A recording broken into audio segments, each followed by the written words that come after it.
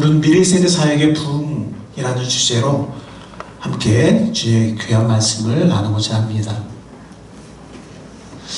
네, 우리 2022 여기 제목이 뭐죠? 네, 신나는 꿈사랑 여름 캠프. 우리 2022 꿈사랑 여름 캠프 포스터가 나왔습니다. 이쁘죠? 네. 우리 순미목녀님이 수고해서 또 이쁜 포스터가 나왔습니다. 여기 이 포스터 내용처럼 우리 이번 여름 캠프는 세대 통합 여름 캠프로 또 품성 교육을 하는 여름 캠프로 우리들이 기도하면서 열심히 준비하고 있습니다.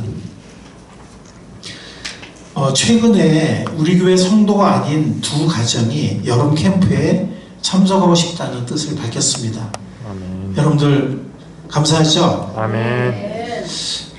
좀 신기하기도 해요. 왜냐면은 우리 교회 성도가 아닌데 여름 캠프에 이렇게 아이들 데리고 참여하고 싶다고 하는 게 참 또 하나님의 손길이라고 믿습니다. 아멘. 네, 참 감사합니다. 비신자 가정도 있어요. 신앙이 없는. 근데도 또 이렇게 함께 하고 싶다고 하는 그런 모습을 보면서 좀 하나님이 함께 하시는구나, 하나님이 인도하시는구나, 그런 거를 느끼게 됩니다. 하나님께 감사를 드립니다. 아멘. 우리 교회는 다음에 세 가지를 잘했으면 좋겠고 또 그런 사역으로 쓰임을 받았으면 좋겠습니다. 그게 뭘까요? 네, 이렇게 세 가지예요. 이 한국 교회가 약한 세 가지이기도 해요.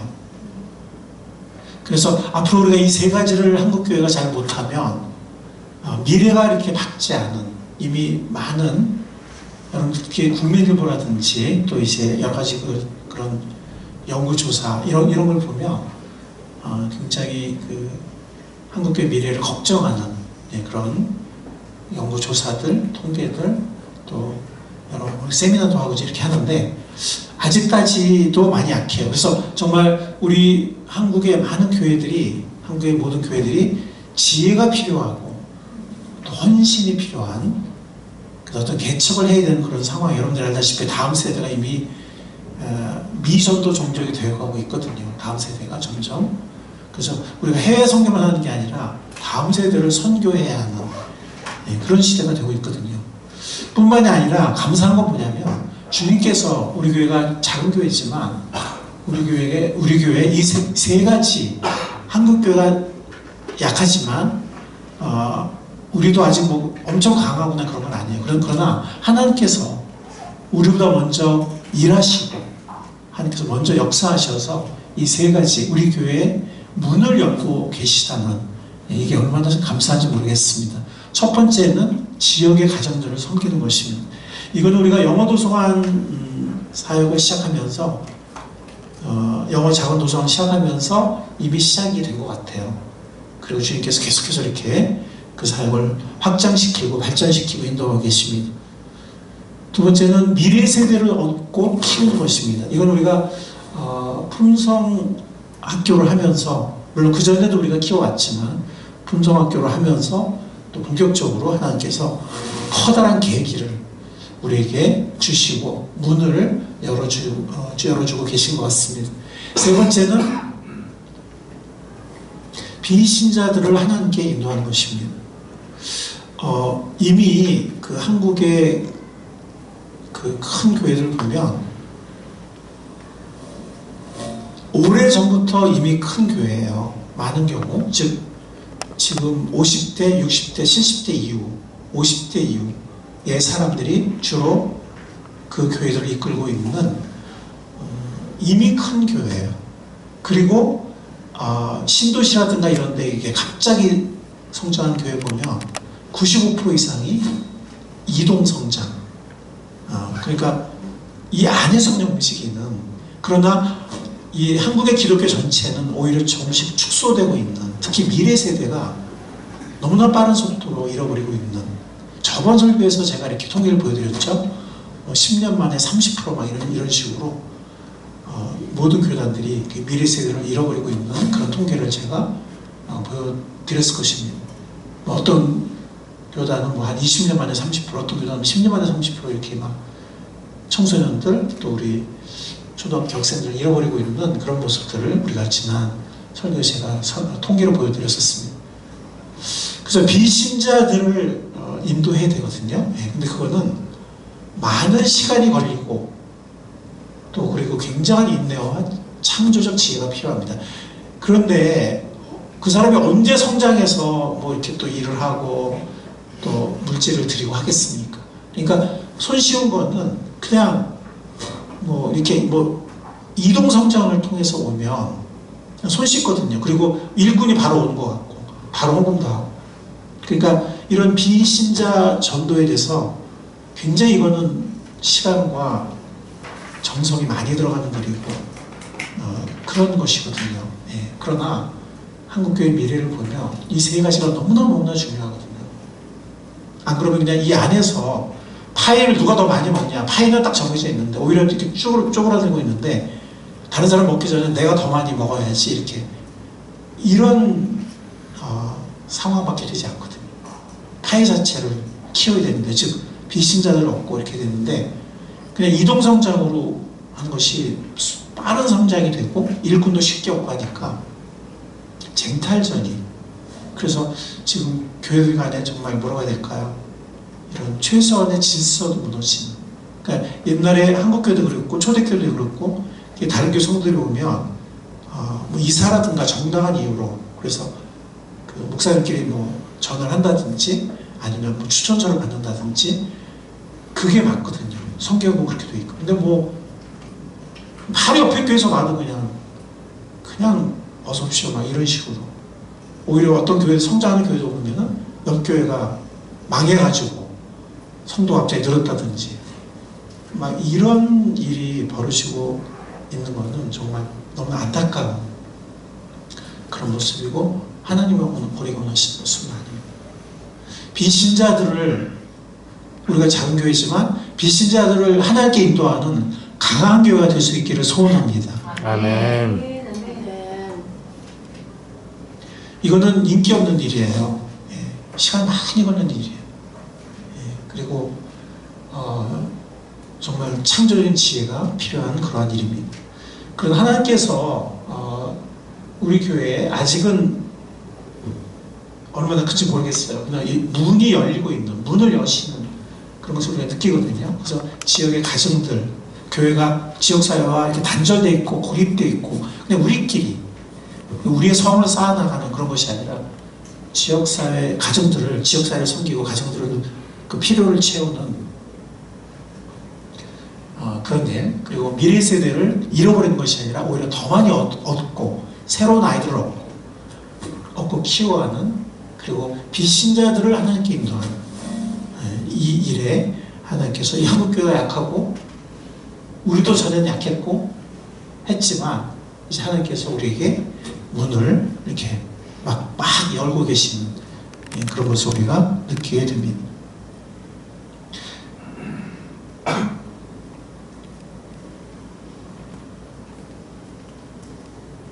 우리가 미래 세대를 얻고 세우는 일에 효과적으로 쓰임을 받기 위해서는 우리는 다음 사역들을 하기를 원합니다. 첫 번째는 품성학교 운영과 영어 도서관 운영이에요. 물론 이걸 두 가지로 볼 수도 있겠지만 이게 어떤 지역사회를 섬긴다는 측면에서 또 같이 볼 수도 있겠는데 이 품성학교 운영과 영어 도서관 운영 우리 이미 시작했죠. 이것을 우리가 지혜롭게 또 충성되게 열심으로 잘 감당하기를 원합니다. 미래 인재를 키워야 되는데 영어와 품성 이 두 가지는 미래 인재에 꼭 필요한 자질이에요. 특히 AI와 메타버스 등으로 대표되는 4차 산업혁명 시대에는 더욱 그렇습니다. 영어도 어설프게 하면 뭐 팝하거나 뭐 구글 번역기 같은 게 해버리거든요. 그러니까 그런 것들이 할 수 없는 정말 그 전문 영어 실력을 갖춰야 돼요. 품성은 정말 AI나 뭐 이런 것들이 할 수 없는 그런 것들이죠. 그리고 점점 핵가족화 돼가고 있고 공부밖에 모르고 그냥 이기적이고 막 이렇게 되어가는 아이들, 물질주의적이고 충동적이고 막 이런 아이들 속에서 품성을 갖춘 그런 아이들이 또 그런 인재가 미래에 우리 아이들이 어른 되는 그때 특히 더 미래 인재가 되는 중요한 자질인 것입니다. 같이 읽어보겠습니다. 시작. 예수는 지혜와 키가 자라고 하나님과 사람에게 더욱 사랑을 받았다. 우리 아이들이 이렇게 성장할 수 있길 바랍니다. 지혜가 자라고 키도 다 자라야죠. 그렇죠? 그래서 건강한 생활 습관을 길러주면 좋겠습니다. 부모부터 아이까지 이렇게 일찍 자고 일찍 일어나고 뭐 이렇게 간식 같은 거 많이 안 하고 군것질 많이 안 하고 이렇게 정시에 식사 잘하고 이렇게 좋은 그런 습관으로 키가 자라고, 그리고 지혜가 자라는 일에 우리 영어 도서관이 또 귀하게 쓰임받을 수 있기를 바랍니다. 아멘. 네, 이미 또 귀하게 쓰임받고 있습니다. 그리고 하나님과 사람에게, 특히 사람에게 더욱 사랑받는 일, 바로 품성학교, 품성교육인데요.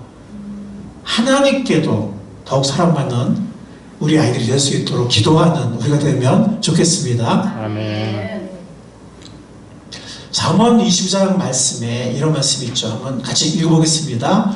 마땅히 걸어야 할 그 길을 아이에게 가르쳐라. 그러나 늙어서도 그 길을 떠나지 않는다. 이 마땅히 걸어야 할 그 길은 하나님과 사람에게 사랑받는 그런 길이에요. 즉 주님을 중심에 모시는 그런 길이기도 하고, 그리고 품성, 그 신앙이 그냥 예배당에서 끝나고 말로 끝나는 것이 아니라 삶의 열매를 맺는, 왜냐하면 오직 성령 열매는 사랑과 희락과 화평과 오래 참음과 자비와 양성과 충성과 온유와 절제라고 했잖아요. 그거 다 뭐예요? 품성학교 커리큘럼이에요. 이게 성령의 열매예요. 성령의 열매. 그래서 이 마땅히 걸어야 할 그 길, 그 주님을 경외하고 주님을 중심에 모시는 삶이기도 하고, 또 우리의 삶에서, 이게 말뿐인 그런 신앙이 아니고 우리의 삶에서 이런 성령의 열매, 품성의 열매를 맺는 그 길을 어릴 때부터 가르치는 우리가 될 수 있기를 바랍니다. 아멘. 그러면 그들이 늙어서도 그 길을 떠나지 않을 것이라는 말씀입니다.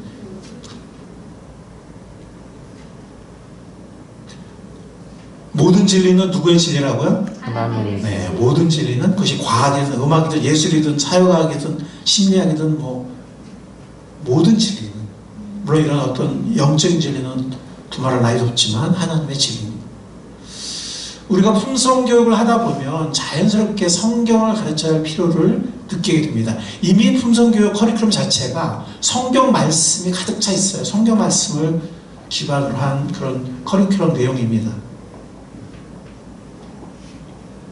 잠언 1장에 보면 정의와 공평과 정직을 지혜롭게 실행하도록 훈계를 받게 하며 어수룩한 사람을 슬기롭게 하여 주며 젊은이들에게 지식과 분별력을 갖게 하여 주는 것이니, 이게 잠언의 목적이라고 그랬어요. 그런데 이것은 어떻게 보면 신앙의 목적이기도 하고, 그리고 품성 교육의 목적이기도 합니다. 즉 품성의 진정한 원리가 성경에 있기 때문에 그렇습니다. 그래서 우리의 품성 교육은 성경 중심적인 교육인 것이고, 또 품성 교육을 하다 보면 성경을 또 많이 가르치게 됩니다. 여기 어수룩한 사람이라는 4절에 있는데, 이게 세 번역의 각주에 보면 뭐라 그러냐면, 이 어수룩한 사람으로 번역된 히브리어 푸타임은 도덕적 방향 감각이 없어서 악으로 기울어질 수 있는 단순한 사람을 말한다, 이렇게 말해요. 이것이 품성교육이 필요한 이유입니다. 아멘. 예, 우리 아이들 보면 그렇게 아주 악독하거나 악하거나 이러진 않죠. 그러나 그 안에 보면은 역시 죄성이 있는 것은 우리 어른과 마찬가지로 우리 아이들에게도 죄성이 있어요. 근데 여기 보면 이 어수룩한 사람이 어떤 사람이냐면, 도덕적 방향 감각이 없어서 악으로 쉽게 기울어질 수 있는 단순한 사람을 말한다, 이렇게. 어떻게 보면 우리 아이들의 모습이죠. 예, 그래서 우리가 이 도덕적 방향 감각을 분명히 심어주고, 또 하나의 말씀에 어떤 원리와 정의를 분명히 심어주는, 그리고 어떤 구체적인 활동을 통해서 실습도 하고 또 삶의 어떤 과제를 통해서 또 삶에서 이렇게 하나라도 둘이라도 실천하는 이런 교육이 필요한 것입니다. 그래서 품성의 진정한 원리가 성경에 있기 때문에 품성교육 하다 보면 자연스럽게 성경을 자꾸 가르치게 될 것입니다. 그리고 아까 제가 암송했지만 이 갈라디아서 5장 23절 오직 성령의 열매는 사랑과 희락과 저는 이제 개정으로 외워가지고 세 번역에 보면 그러나 성령의 열매는 사랑과 기쁨과 화평과 인내와 친절과 선함과 신실과 온유와 절제입니다. 이 신실을 우리가 지금 꿈사랑 여름 캠프, 품성 캠프에서 우리가 4번에 걸쳐서 우리가 이제 가르치고 또 함께 또 즐겁게 활동을 하려고 하죠. 그래서 이런 것들을 보면 어떻게 보면 품성 커리큘럼의 내용이라고도 볼 수가 있는데 바로 이런 것들이 성령의 열매라는 것입니다. 그래서 우리 아이들이 거듭나면 아멘. 아멘. 거듭나면 이 성령의 품성의 열매를 더욱더 잘 맺게 될 것입니다. 근데 우리가 여기 참 지혜가 필요한 것 같아요. 왜냐면 안 믿는 가정도 오고 막 이러기 때문에 우리가 막 너무 그냥 처음부터 노골적으로 막 무조건 전도하려고 막 이렇게 하면은 약간 좀 이렇게 움츠릴 수도 있거든요. 약간 부담감을 느끼고 그래서 정말 이렇게 사랑의 관계, 신뢰의 관계 이런 것들이 이제 이렇게 형성이 되고 그리고 굉장히 어떤 때가 되었을 때 뭐 그룹에서든 아니면 개인적이든 마음과 마음이 연결된 가운데에서 우리가 하나님의 사랑에 대해서 구원의 복음에 대해서 이렇게 전할 수 있는 기회들이 왔으면 좋겠습니다. 아멘. 그래서 원래 이 품성 교육에 보면 모든 커리큘럼마다 모든 주제마다 뒷부분에 아이들에게 복음을 쉽게 하는 그 방법 이렇게 들어가 있어요. 한글 교재는 그게 번역이 안 되는데 원래 영어 교재는 그래요. 그래서 어떻게 보면 이 품성 교육은 율법과 비슷해요. 마치 이스라엘 유대 민족들에게 이스라엘 백성들 하나님께서 이렇게 율법을 주셨잖아요. 거기 보면 어떻게 살아야 될지 쭉 나오거든요. 품성 교육 상당히 비슷하거든요. 근데 이제 하나님 중심으로 살아야 한다. 하나님 말씀을 가르치고 살아야 한다. 그게 딱 있는 거죠. 우리 품성교육 그거잖아요. 하나님 말씀을 중심으로 가르치고 있잖아요. 근데 이제 우리 아이들이 개인적으로 예수님과 관계를 맺고 개인적으로 하나님의 구원의 사랑을 알게 되고 거듭나도록 그 때가 오도록 자연스럽게 우리 하나님의 도구로 쓰임받는 우리가 될 수 있기를 간절히 바랍니다. 아멘. 그래서 우리가 주님보다 앞서가도 안 되고 주님보다 뒤처져도 안 돼요. 이제 막 정말 준비가 됐고 때가 됐는데 내가 준비가 안 돼가지고 기회를 놓쳐버릴 수도 있는 거고 이게 어떤 시간이 필요한데 나 혼자 그냥 막 달려나와서 그럴 수도 있는 거고 그래서 우리 교사들도 그렇고 우리 모든 성도들 어떻게 보면 우리 모두가 교사가 된다 그랬잖아요. 정말 주님과 동행하면서 주님의 종으로 주님의 도구로 쓰임받는 우리가 될 수 있기를 바랍니다. 아멘. 올해 안에 이 아이들이 구원받는 역사가 시작될 수 있기를 간절히 바랍니다. 아멘. 저는 지금 특히 5, 6학년 아이들, 몇 아이들을 위해서 이미 기도하고 있어요. 네. 그리고 우리 꿈사랑 기도 파수꾼 용사들 구체적으로 기도해 주시기 바랍니다. 아멘. 오늘날의 현대인들은 많은 경우에 교회의 필요성을 인정하지 않습니다. 신앙의 필요성을 인정하지 않아요. 차의 필요성, 좋은 아파트의 필요성, 직장의 필요성을 인정을 해요. 돈의 필요성을 인정을 해요.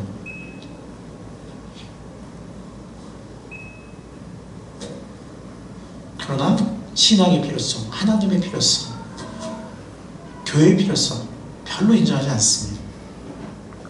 그러나 사람들은 느껴진 필요를 갖고 있어요. 느껴진 필요. 영어로 felt need라고 그러는데 어떻게 보면 오늘날의 한국의 가정들에게 정말 이 느껴진 필요가 있다면 아이들의 영어 교육이고 그 중에 중요한 하나가 그게 단 아니지만 중요한 하나가 영어 교육이고 또 하나는 품성 교육이에요.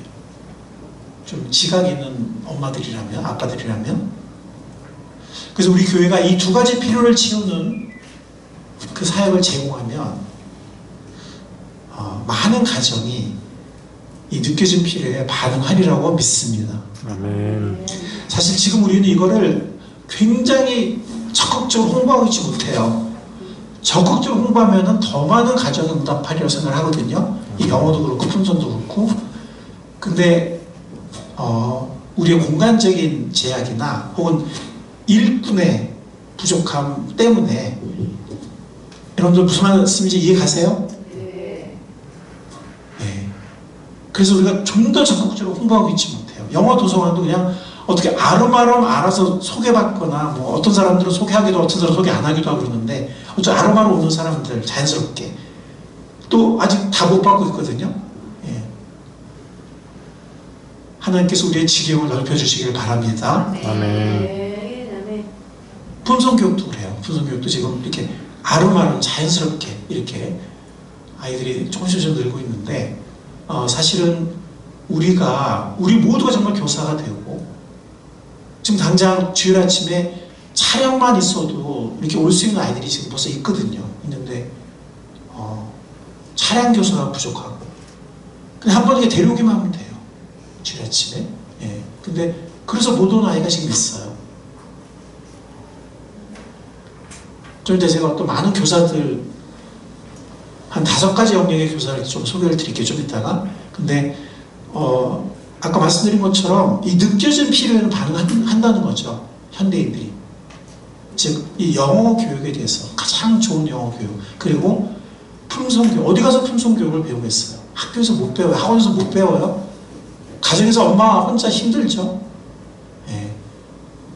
그래서 우리가 좀 더 공간적으로나 맨파워적으로 준비가 되면 더 많은 지역사회 가정들이 반응을 할 것이고, 우리가 적극적으로 홍보할 수 있고. 아멘. 아멘. 그렇게 될 수 있기를 간절히 바랍니다. 좀 더 많은 물질이 필요할 수도 있어요. 그렇다고 엄청난 물질이 아니고요. 우리가 할 수 있는. 그리고 그 느껴진 필요에 반응하다 보면 결국에는 진짜 필요에 반응하게 돼요. 자연스럽게. 이 모든 것이 사랑의 근원이시고 진리의 근원이신 하나님을 우리가 떠나서 그런 거구나 라고. 그래서 저도 뭐 직장생활 했고 했지만, 보통 사람들이 기독교에 대해서 반감을 갖거나 교회에 대해서 이렇게 거리감을 느끼는 이유는 어떤 실망스러운 교회 직분자들, 뭐 이렇게 평신 그냥 일반 성도도 있지만 어떤 직분자들은 기대치가 높잖아요. 그렇죠? 근데 어떤 뭐 가족이든 친척이든 뭐 아니면 주위의 어떤 동료든 이웃이든 어떤 그런 실망스러운 모습에 대해서 이렇게, 아니면 매스컴에서 보도되는 교회의 어떤 그런 부정적인 모습들, 이런 것들에 의해서 그런 가지고 있는 경우가 굉장히 많거든요. 근데 이렇게 실제로 자녀의 영어 교육이나 품성 교육을 통해서 이렇게 우리들을 접하다 보면 우리들의 모습, 또 교회의 모습, 이런 것들을 접하면서 그들의 어떤 장벽이 낮아지고 문턱이 장벽이 낮아지면서 그들의 마음이 조금씩 열리는 것을 우리가 볼 수가 있는 것입니다. 그러면서 하나님의 말씀을 듣게 되면, 일단 성품으로 듣게 되지만 하나님의 말씀을 듣게 되면, 하나님의 말씀이 이런 거네, 하나님이 이런 분이네, 어떤 기존의 선입관, 어떤 건물이나 이미지, 부정적인 이미지로 이렇게 딱 거리를 뒀던, 장벽을 쳤던 그 장벽이 낮아지면서 하나님의 진짜 말씀을 듣게 되고, 또 하나님 믿는 사람들의 진짜 모습을 보게 되고. 아멘. 그러면서 자연스럽게 하나님께로 돌아오는 것이 모든 필요가 채워지고 모든 문제가 해결되는 길이구나라는 것을 알게 되는 지점이 있게 된다는 것입니다. 이렇게 전도하는, 이렇게 비신자들을 하나님께 인도하는 우리가 될 수 있기를 바랍니다. 아멘. 결국에는 아이나 부모나 하나님의 사랑을 알아야 하고 하나님의 진리의 말씀을 알아야 합니다. 아멘. 아멘. 근데 이제 많은 현대인들 이렇게 딱 마음에 벽이 있다는 거죠. 장벽이 이렇게 딱 가리고 있다는 거죠. 근데 사실 그 장벽이 낮아지면 많은 사람들이 외로워요. 많은 사람들이 상처받고 있어요. 많은 사람들이 만족하지 못하고 살고 있어요. 예, 단지 그것을 다른 사람들에게 들키기를 원치 않는 거예요. 교회 다니는 사람들한테도. 뭐 교회 다니는 사람도 그냥 똑같이 보니까 그냥 일반 이웃 사람들하고. 예, 내 약점이 노출되기를 원치 않는 거죠. 예, 그러나 우리를 신뢰할 수 있게 되면, 예, 그리고 특히 이제 아이들을 중심으로 이렇게 우리랑 만나면서 우리가 비록 완벽하진 않아도 정말 진실한 믿음을 추구하는 사람들이구나 라는 걸 알게 되면, 예, 그러면서 하나님 말씀 조금씩 듣게 되면 그들의 장벽이 낮아지고 주님께 나올 수 있는 길이 열릴 수 있다고 생각합니다. 아멘. 그래서 전도는 과정이에요. 한 번의 사건이 아니고 한 번에 팍 믿고 이런 게 아니라 과정입니다. 예. 먼저 증인들을 알아가는, 증인들을 자꾸 접하는 거죠. 예. 우리 같은 경우는 이제 영어 교육과 품성 교육을 통해서 자꾸 접하는 것입니다. 그 다음에 말씀을 자꾸 듣게 되는 겁니다. 말씀의 내용을. 예. 그 다음 단계는, 그리고 마지막 단계는 예수 그리스도가 누구신지를 이제 결국은 알게 되면 이제 어느 순간 예수님과 인격적 관계를 맺고 예수님을 영접하는 그 지점이 오게 되는 거죠. 그렇게 이렇게 단계적으로, 그리고 이 하나하나의 큰 과정도 또 작은 단계가 있을 수 있어요. 그 작은 단계 하나를 움직이게 하는 것이 전도이고, 예. 그래서 오늘날 현대인들을 전도하려면 평균적으로 뭐 7번에서 10번의 시도가 필요하다고 그래요. 그리고 한 사람이 구원하는데 한 2년에서 3년 정도, 그 이상 걸리는, 물 평균이니까 그 이상 걸리는 사람들도 있고. 그래서 영어도 가르치면서 이렇게 말씀의 내용도 접하는 그런 면에서 이미 몇몇 아이들은 영어 성경 읽기 시작했거든요. 예, 근데 영어 성경을 읽도록, 예, 그런 실력을 길러주고 읽도록 하는 것도 좋겠다는 생각이 듭니다. 그리고 성경의 진리를 품성교육이나 아니면 이런 성경을 통해서 이렇게 알도록, 그리고 때가 되면 하나님의 사랑과 구원을 전하는, 네, 이런 귀한 열매들이 우리 가운데서 언젠가 일어날 것입니다. 그것을 위해 기도하면서 응답받는 우리가 될 수 있기를 바랍니다. 아멘. 두 번째는 세대 통합 예배입니다. 세대 통합 예배를 드릴 필요가 있습니다. 이 사역이 필요합니다. 먼저는 믿음의 세대가 이어지게 하도록 하기 위해서 세대 통합 예배가 필요합니다. 아까 말씀드린 것처럼 많은 교회, 심지어 큰 교회들도 이렇게 어린이 부서는 많고 하는데, 또 이렇게 중고등부 올라갈 때 그 어린이 부서와 중고등부 부서의 이 숫자 차이가 엄청나요. 이건 뭐 큰 교회든 작은 교회든. 그 다음에 중고등부에서 이 대학보다 청년으로 올라갈 때 숫자 차이가 또 엄청나요.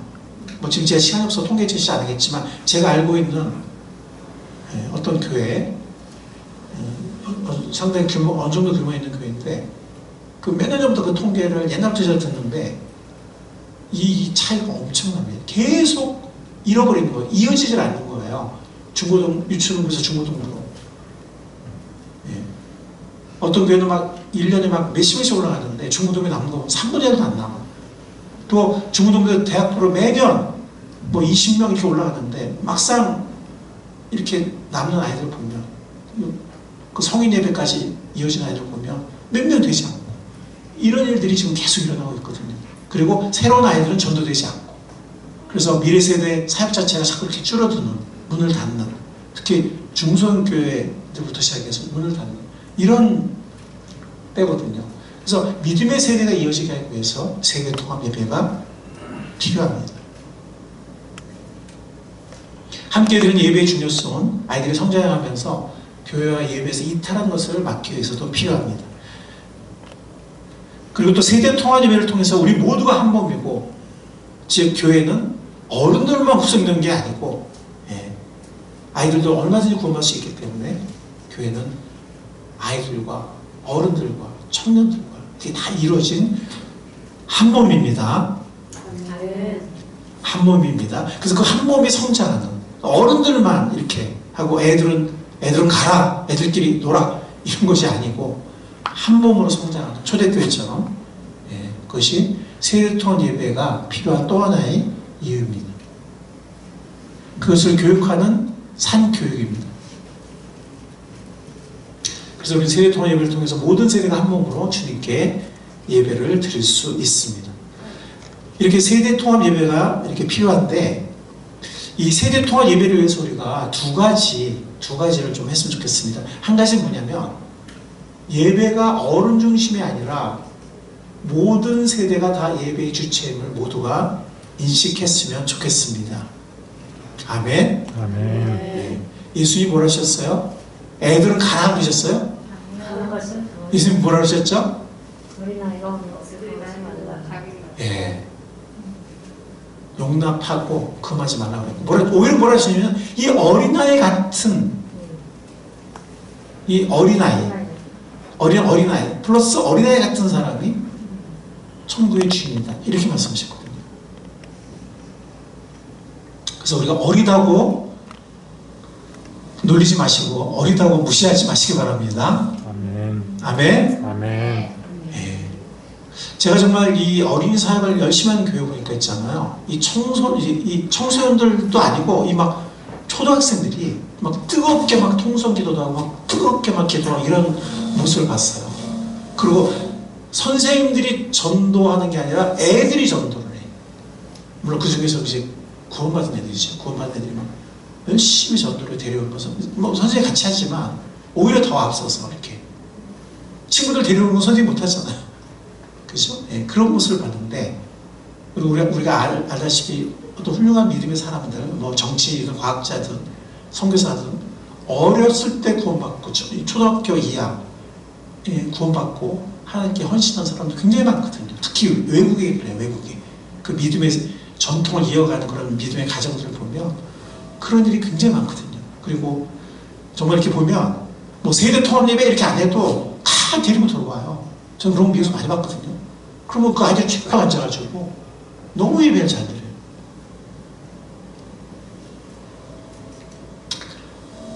그런 꿈을 이루어가는 우리가 될 수 있기를 바랍니다. 아멘. 모든 세대가 다 예배의 주체임을 모두가 인식할 수 있기를 바랍니다. 그래서 이 예배는 어른들만의 예배다, 이 생각을 빨리 우리가 교정할 수 있기를 바랍니다. 두 번째 뭐냐면, 예배 용어는 물론 성경의 진리를 가르칠 때 좀 더 쉽고 일상적인 용어를 써야 합니다. 왜 그렇죠? 아이들이 있기 때문에. 또 왜 그렇죠? 비신자들도 올 수 있기 때문이에요. 이 품성교육 사회가 앞서가는 그런 교회들을 보면 오늘날 그 전도가 어렵잖아요. 그죠? 사람들이 관심도 없고 이렇게 별로 어렵죠. 근데 이 품성교육을 하고 막 이런 교회들 보면, 잘하는 교회들 보면 그걸 통해서 부모들이 교회로 와요.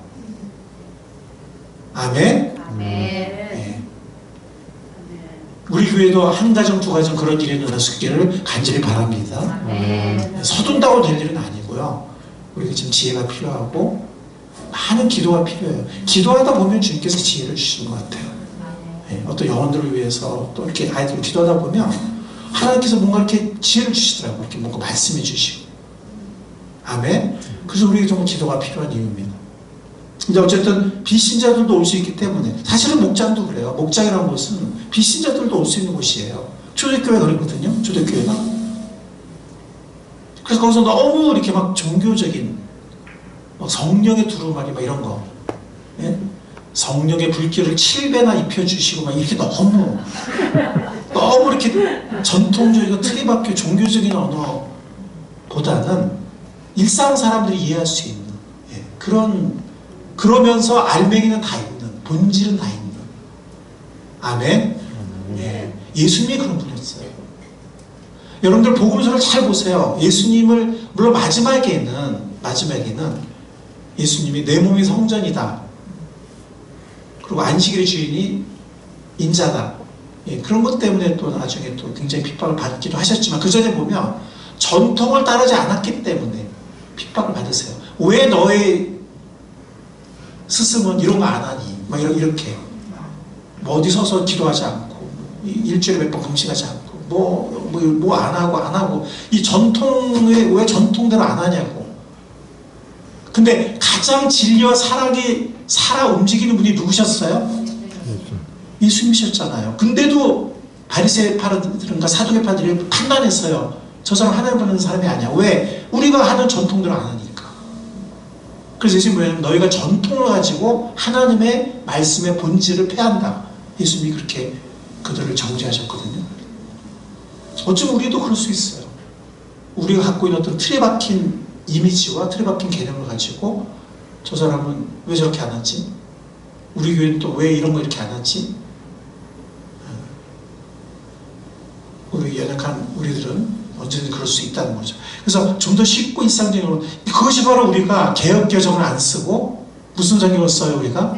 새번역 성경을 쓴 이유. 새번역 성경도 제가 설교 좀 몇 번 말했지만 장단점이 있잖아요. 그죠? 너무 이렇게 쉽게 하다 보니까 또 이렇게 원어에서 약간 벗어나는 그런 경우도 있고 하지만 개역개정도 어차피 완벽한 건 아니기 때문에 그러나 어떤 구원의 진리를 전하고 하나님의 사랑을 전하는 큰 어떤 그런 기본적인 진리를 전하는 데는 큰 문제가 없어요.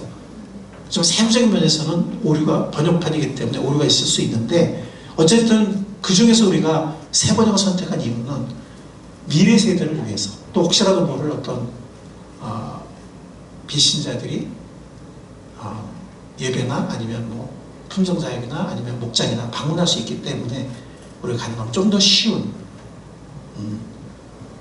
영어로 쓰여진 새 번역을 쓰는 이유인 것입니다. 왜 우리가 이렇게 되냐면 세 가지 이유는 첫 번째 뭐냐면 일상의 영성을 드러내는 최고의 터전이요 삶의 최고의 예배이기 때문이에요. 그래서 우리의 사는 우리의 모습, 우리의 본질이 중요하지 어떤 용어나 어떤 습관적인 틀이나 어떤 예배 형식이나 뭐 틀이나 또 신앙의 어떤 그런 우리가 알고 있는 전통적인 용어들, 틀 이런 것들은 그냥 하나의 틀인 거예요. 옛날에 우리가 뚝배기에 먹었으면 지금 범랑에 먹을 수도 있고 지금 뭐 다른 그릇에 먹을 수도 있고 그 안에 본질이 뭐가 그릇은 필요해요. 그릇 없이 먹을 수는 없으니까. 그러나 그릇은 바뀔 수 있다는 거예요. 그래서 그 용어나 어떤 프로그램이나 방법이나 틀 이런 것들은 필요합니다. 우리 인간에. 그러나 그런 것들은 바뀔 수 있다는 거예요. 본질은 바뀌지 않지만 된장국은 바뀌지 않지만 김치는 바뀌지 않지만 그릇은 바뀔 수 있는 거거든요. 근데 그릇 자체가 영성인 줄로 왜 이 그릇에 안 먹냐고 노래도 왜 이런 노래 안 하고 왜 이런 노래 하냐고 뭐 아니면 왜 이렇게 안 하고 이렇게 그런 틀이나 방법에 집착하기보다는 본질이 중요합니다. 그래서 예수님은요 죄인을 기다린 분이 아니었잖아요. 어떻게 하셨어요? 죄인들을 찾아가셨어요. 그럼 어떻게 되죠? 그들의 언어로 써야 돼요. 그들이 이해할 수 있는 언어로. 죄인들 찾아가지고 삼위일체가 어떻고 막 이런 얘기 하면은 그리고 그 사람들한테 교제 그러면은 남녀 교제인 줄 알아요. 그렇죠? 그러니까 그들이 이해할 수 있는 언어로 그러나 본질은 하나님의 사랑과 진리로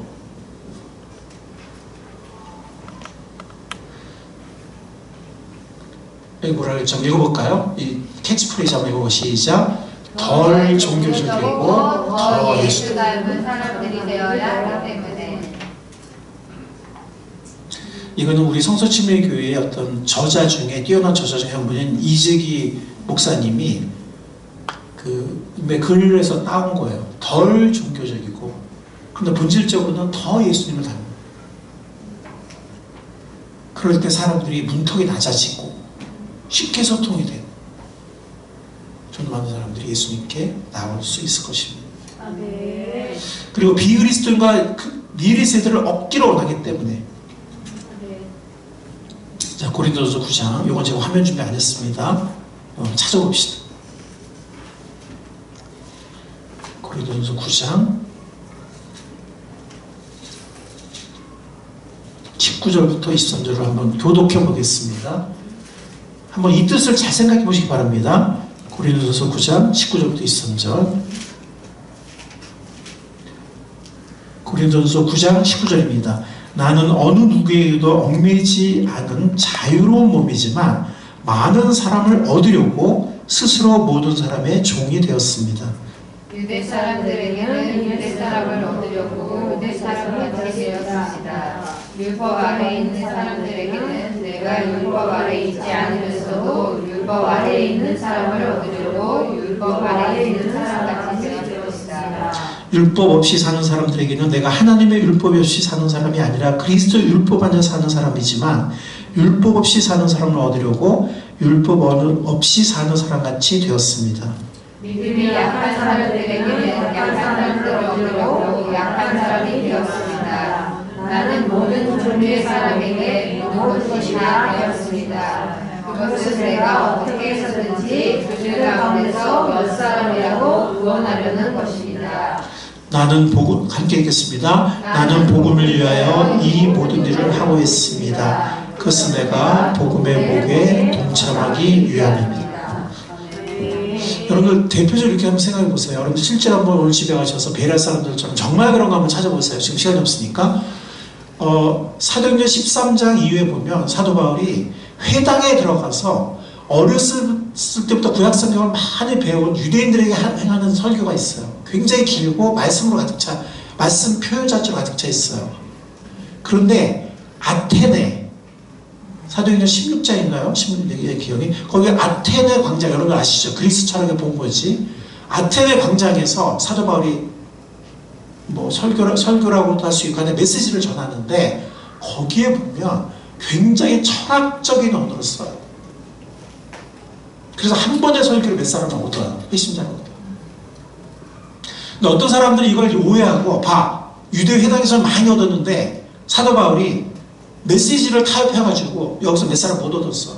이렇게 얘기를 하는데 그건 정말 모르는 얘기예요. 왜냐하면 유대 사람들은 성경으로 가득 차 어렸을 때부터 그냥 성경 외우다시피 한 사람들이고 예수님이 그리스도라는 메시아라는 그것만 모르는 사람들이기 때문에 그렇게 설교한 것이고 아테네 가서는 뭐 성경 한 글자도 모르는 사람들인데 정말 밑바닥부터 해야 되면 완전 이방인들인데 그러니까 그럼에도 불구하고 한 번의 메시지로 몇 사람을 얻는데 아테네에서 성경에는 아덴이라고 나와요.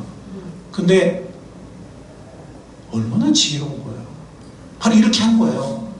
철학자들에게 철학자처럼 또 정말 시장이 있는 사람들에게 또 그런 사람들지 도덕 없는 사람들, 율법 없는 사람들 그다음에 유대인들은 유대인들처럼 그들의 영어로 말하면 in their shoes라고 그래요. 그들의 신발을 신고 그들의 입장이 되어가지고 그들이 이해할 수 있는 언어로 그들이 공감할 수 있는 그런 모습으로 다가가서 똑같은 본질을 그들이 이해할 수 있는 그런 언어로 전달하는 또 그 모습을 보여주는 아멘. 아멘.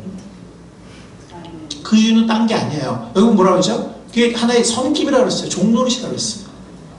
자기는 자유로운 사람인데 그냥 내가 하고 싶은 대로 하면 되지. 왜 이렇게 한 사람이라도 그런 몇 사람이라도 그런 사람 없게요. 유대인들도 없고 이방인도 없고 철학자 헬라인들 철학 좋아하잖아요. 그 사람들도 없고 다 얻으려 연구해야죠. 그런 거죠. 연구하고 그들의 입장이 되도록 그들을 연구. 성경만 연구 아니라 그들을 연구하는 거예요. 근데 기도하다 보면 하나님이 지혜를 주신다 그랬죠. 그죠? 예. 할 말을 주시고. 이게 사도 바울의 소원이고 사도 바울의 신념이에요. 나는 자유로운 사람이지만 그들한테 내려가서 그들의 입장에 대해서 그들의 언어로. 왜냐면 어떤 사람들이든 그들 가운데서 거룩한 사람을 얻기를 원하기 때문에. 자, 요거 한번 그냥 이거 이렇게 잘 만들어 제가 이거 뭐라 하는 게 아니고요. 하나의 예로 한번 봐요. 처음에 이거 초안을 보낸 거 여기 보면 뭐라 그랬죠? 여기 무슨 시간이라고 했죠? 성령의 시간, 은혜의 시간. 네. 이거는 그 믿는 사람들만 있을 때는 굉장히 좋은 카피예요. 근데 사실 우리가 이거를 이제 안 믿는 엄마들한테도 보내고 이렇게 막 할 거잖아요. 그러면 성령의 시간, 은혜의 시간. 은혜란 말 자체를 잘 몰라요, 사실. 안 믿는 사람들이 알까요, 모를까요? 잘 몰라요. 성령은 뭐 더더욱 모르고. 그죠? 그래서 제가 이렇게 바꾸면 어떨까요? 라고 해서 이렇게 했어요. 이거 뭐라 했죠? 알찬 배움의 시간. 재미있고 유익한 활동들, 그 다음에 함께하는 성장의 시간. 그런데 사실은 저 본질을 하면 되잖아요. 내용상으로는. 그죠? 이해 가세요? 네. 네. 아이들이 뭔가 은혜를 느끼게 하면 되잖아요. 그죠? 그걸 용어 자체는 몰라도 그 은혜라는 그 어떤 실체가 있잖아요. 그걸 느끼게 하면 되잖아요. 그죠? 또 성령님의 역사하는 건 우리는 알죠. 그죠? 아멘? 아멘. 그거 우리가 보면 되잖아요. 근데 이게 너무 어려운 용어로 하면 이게 무슨 말이지? 아, 이거는 좀 약간 그들만의 리그인가 보다. 나는 뭔 소리인지 모르겠다. 이건 이런 거 아는 사람들이 하는 거고, 나는 뭐 성경도 모르고 나는 뭐 신학 모르니까 나는 좀 내가 하면 이거 너무 어렵나? 이럴 수 있는 거죠. 예. 그러니까 그 실체를 느끼게 하고 경험하게 하되 그들이 이해할 수 있는. 예. 그래서 품성을 알차게 배우는 거죠. 아이들이나 어른들이나 또 여러 가지 직무 활동을 하잖아요. 그죠? 또 함께하면서 함께하는 훈련을 받거든요. 어울리는 훈련, 우리 아이들도 그렇고, 예, 우리 어른들도 그렇고. 예. 그러면서 하나님의 성령의 역사하심과 또 하나님의 풍성한 은혜를 함께 경험하는 꿈사를 여러분 보낼 수 있기를 바랍니다. 아멘. 근데 제가 이렇게 예를 들었지만 있잖아요. 여러분들 저번에 어린아이들 같이 매춘부터 시작했잖아요. 그죠? 대표 기도를 하는데 너무 어려운 용어들을 쓰세요. 여러분들이 습관적으로 그냥 무의식적으로. 근데 내가 들으면서 저거 애들이 무슨 이해할까? 그러니까 우리 벌써 이게 전통적인 표현이 습관이 있는 거예요. 벌써. 근데 예수님 한번 보세요. 예수님 보면 있잖아요. 굉장히 쉽게 가르치세요. 여러분들 아세요? 복음서 한번 읽어보세요. 그리고 모든 사람들이 아는 비유를 써요. 여기 등잔을 봐라, 여기 양을 봐라, 동전 가져와봐, 뭐 여기 푸른 초원 있지, 막 이런 식으로 그냥 빵 내일 먹자, 빵. 내가 생명의 빵이야. 그러니까 모든 사람들이 이해할 수 있는 시장용어로 쓰셨어요. 정말 everyday 랭귀지를 쓰셨어요. 근데 그 속에서 하나님의 사랑과 진리를 구원의 진리를 전하셨거든요. 그래서 여러분들 복음서 한번 읽어보세요. 그러면은 왜 전통적인 바리새파 사기도파 예수님을 싫어했는지. 전통적이지 않은 거예요. 이렇게 기존의 틀이 아닌 거예요. 기존의 틀이 아니고 자기들의 틀로는 이게 해석이 안 돼. 자기들의 틀에 딱 안 들어와. 그리고 전통적이지 않고.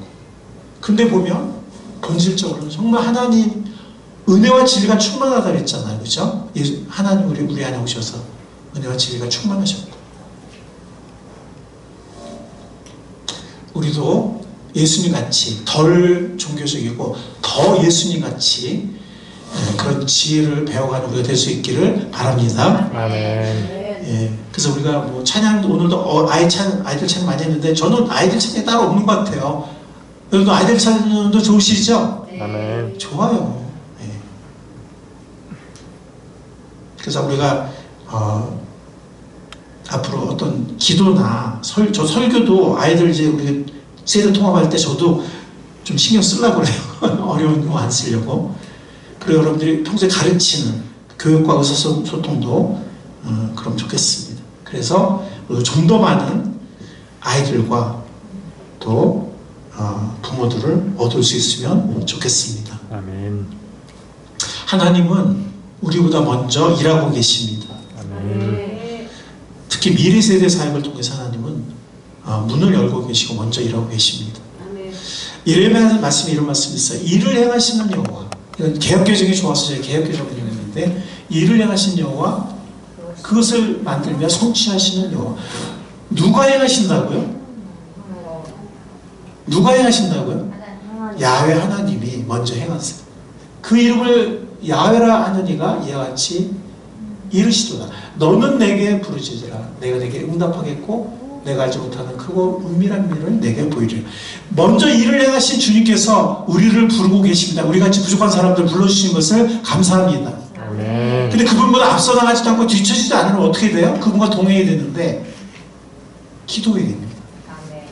기도하는 우리가 될 수 있기를 바랍니다. 아멘. 부족하니까 기도하는 것이고 부족해도 기도하는 거예요. 네, 그러면 주님께서 우리에게 보여주신다 그랬잖아요. 또 지혜를 알게 하신다고 그랬잖아요. 예. 야고보서에도 보면은 지혜가 부족한 사람 구하면 주신다고 그랬어요? 안 주신다고 그랬어요? 아멘. 주신다고 하셨습니다. 모든 성도가 교사가 될 수 있기를 바랍니다. 아멘. 아멘. 왜냐하면 예수님이 누구든지라고 하셨거든요. 5절에 보면 누구든지 내 이름으로 이런 어린아이를 영접하면 누구를 영접하는 거라 그랬죠? 나를 영접하는 것이 나가 누구예요? 예수님이요. 또 예수님 자체가 본을 보이셨어요. 그 바쁘고 피곤하고 사람들 오가고 할 일 많고 사람들 계속 찾아오고 또 핍박하는 사람들이 있고 막 이런 와중에서 그러면 물질적으로 부족하고 그냥 사람 먹여야 되고 막 이런 상황에서 아이들이 다가올 때 여러분들 예수님이 뭐 이렇게 편하고 조용할 때 애들이 찾아온 게 아니에요. 그런 와중에 찾아온 거예요. 그러니까 제자들이 막 저러 가는 거거든요. 근데 예수님이 그 중에서도 지금 대통령보다 더 바쁘셨지 예수님. 근데도 이 아이들을 오는 거 막지 말라. 아이들을 다 안아주시고 축복하시고 오히려 이 아이같이 자기를 낮춘 사람이 하늘에서 가장 큰 사람이라고 말씀하셨거든요. 여기 누구든지라 그랬거든요. 우리 모두 어린 영혼들을 영접할 수 있다고 믿습니다. 아멘. 그래서 우리 모든 성도가 교사가 될 수 있어요. 나는 성경 못 가르치는데? 나는 뭐 품성 못 가르치는데? 좋아요. 그럼 다른 교사가 되면 돼요. 애들을 영접하면 되는 거니까. 지금 주교사 외에 보조교사들이 필요합니다. 차량교사, 아까 제가 말씀드렸잖아요. 예. 벌써 그런 아이들, 가정들이 생겨나고 있어요. 차량이 필요합니다. 부모가 뭐 안 믿는 사람들이라든지, 뭐 늦잠 자는 사람들, 밤일하는 사람들이, 뭐 이런 사람들이 있거든요. 간식교사, 이미 몇 분이 귀하게 섬기고 있는데, 더 필요해요. 왜냐면은 사실 열심히 하는 교회들 보면은 토요일날도 애들 불러내서 또 막 만남을 갖거든요. 또 그 만남을 통해서 전도가 잘 돼요. 주일날 데려오는 경우도 있지만 토요일날 만남을 통해서. 그러면 애들 만나려면 뭐가 있어야 돼요? 간식이 있어야 돼요. 아니면 이렇게 치킨집이라도 데려가든지 아니면 간식이 있든지 그래야 돼요. 예, 그래서 간식 교사가 더 필요해요. 지금 주일날은 간식 섬기는 분들이 있는데 더 필요합니다. 더 필요하고 차일드 케어도 더 필요하고요. 교사가 또 기빈 교사 여러 가지 이렇게 물질로 드리는 교사들도 필요합니다. 근데 이 순서대로 필요한 것 같아요. 차량 교사와 보조 교사가 일단 시급하고요. 그 다음에 간식 교사, 차일드 케어 교사도 필요합니다. 우리 모두 교사가 될 수 있습니다. 아멘. 예, 어린 영혼들을 섬기고 미래 세대를 얻고 키우는 일에 쓰임받을 수 있습니다. 이 캠프를 우리가 이번에는 세대통합 여름 풍성 캠프를 하려고 하는데 굉장히 많이 열심히 우리가 지금 준비하고 있어요. 그래서 또 가족끼리 이렇게 함께 물놀이 할 수 있는 것도 계속 알아보고 있고 또 그래서 이 캠프를 통해서 하나님과 사람에게 더욱 사랑받는 그런 아이들의 경험이 더 많아졌으면 좋겠어요. 예, 좋겠고 그 다음에 잠언에 보면 읽어보겠습니다. 쇠붙이는 쇠붙이로 쳐야 날이 날것에 서듯이 사람과 친구와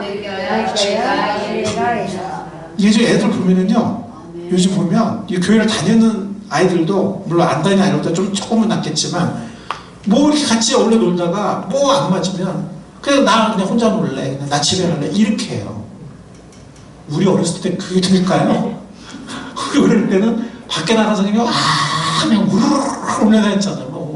온갖 거 다 했어요. 오징어 게임도 하고 땅 따먹기도 하고 이상한 무슨 뺏기 놀이도 하고 S자 놀이도 하고 싸우면 그냥 싸우는 걸로 싸운 거지 싸운다고 삐쳐들어 이런 거 없어요. 그냥 거기서 다 풀고 그냥 앞으로도 같이 놀고 나중에 또 풀고 이러면서 노는 거지 무슨 뭐 한다고 그냥 나 집에 갈래 나 혼자 놀래 누가 그랬어요. 요즘 애들이 그래요. 근데 그 애들만 탓할 수 없는 게 너무 애들이 같이 하는 시간이 없어요. 그냥 학원 다니라 어디 다니라 그냥 집에만 맨날 있고 맘 많은 애들만 부르고 그러다 또 삐지면 깨지고 이러니 애들이 어울릴 줄 모르는 거예요. 이번 여름 캠프를 통해서 함께 어울리는 그런 또 좋은 경험을 할 수 있기를 바랍니다. 아멘. 그럼 아이들만 어울리면 될까요? 안 될까요? 어른들도 어울려야 되겠죠? 네. 어른들은 안 어울리면서 야 니네만 어울려 이게 말이 됩니까? 그래서 함께하는 프로그램도 있어요. 아이들끼리 뭐 저녁에는 아이들끼리 어른끼리 따로 어울리는데 우리가 이렇게 말씀이 이번에 짧거든요. 하고 나서 활동 시간이 있는데 그 시간에는 우리 모든 어른들이 자기가 뭐 미리 정해도 되고 아니면 그때 이렇게 자원해도 되는데 그 품성을 활동하는 뭐 게임을 하든 뭐 무슨 뭐 같이 뭐 작업을 하든 같이 들어가는 거예요. 아시겠죠? 네. 네. 모든 성도들 다요. 아시겠죠? 네. 그러지 않으면 여러분들 교사나 이렇게 지금 품성 교사나 아니면 영어 도서관 교사들은 아이들을 이렇게 새로 하다 알거든요. 우리 교회 아이들이 아닌 아이들도 지금 우리 교회 아닌 아이들보다 우리 교회 아닌 아이들이 우리 교회 아이들보다 더 많아졌거든요. 근데 지금 다른 분들은 그 아이들 알아요, 몰라요? 몰라요. 모르잖아요. 알 수가 없잖아. 그죠? 그러니까 뭐 품성사역 그래도 그냥 나한테 좀 거리가 있는 거 같고 그러시죠. 애들은 모르는데. 그죠? 이번 여름 수양회에서 우리 아이들 물론 이제 이렇게 외부 아이들이 다 올지는 모르겠지만 어쨌든 오는 아이들이 있거든요. 네, 그래서 그 아이들을 알아가고 또 함께 어울리고 그 아이들을 이뻐하게 되는 사랑하게 되는 그런 귀한 여름 품성 캠프가 될 수 있기를 간절히 소원합니다. 아멘. 아까 우리가 룻기를 읽었지만 뭐 이 여러 번 나왔던 얘기죠, 그죠? 한 아이를 키울 때는 온 마을이 필요하다. 룻기에 나온 베들레헴이 그런 마을이었어. 거기 보면 그 아이가 정말 하나님의 은혜로 태어나게 되는데 그 은혜 위에 은혜로 태어나게 되죠. 근데 그걸 그냥 뭐 쟤네 잘 됐네 뭐 이게 아니라 온 마을 아줌마들이 또 온 마을 어른들이 함께 축복해주고 그 나중에는 아이 이름을 누가 져요? 네, 베들레헴 사람들이 마을 사람들이 져요. 그 복된 그런 분위기 모두 마을이 그랬는지 모르겠는데 베들레헴이 그랬어요. 그런 복된 베들레헴에서 다윗이 나왔고 그런 복된 그 마을에서 예수님이 나왔어요. 예수님이 태어나셨어요. 우리 꿈사랑 교회가 미래 세대를 얻고 미래 세대를 키워나가는 이 온 마을이 될 수 있기를 간절히 바랍니다. 아멘. 주님께서 우리를 그렇게 인도하실 것입니다. 아멘. 네, 그 주님을 찬양하고 감사를 드립니다. 아멘. 주님 감사합니다. 오늘 우리가 어디에 처해 있는지 주님께서 어떤 일을 하고 계시는지 그리고 어떻게 주님께서 우리를 부르고 계시는지 우리가 주님의 말씀을 통하여 알게 하시니 감사합니다. 아멘. 우리 가운데 주님의 귀한 일을 행해 주옵소서. 아멘. 부족한 우리 한 사람 한 사람이지만 나도 쓰임받을 수 있는 것인지 나도 부르신다는 것을 알 수 있도록 그 음성을 들을 수 있도록 인도하여 주옵소서. 아멘. 모든 문들이 막혀있는 이 시대에 우리에게 귀한 기회의 문을 열어주셔서 진심으로 감사를 드립니다. 아멘.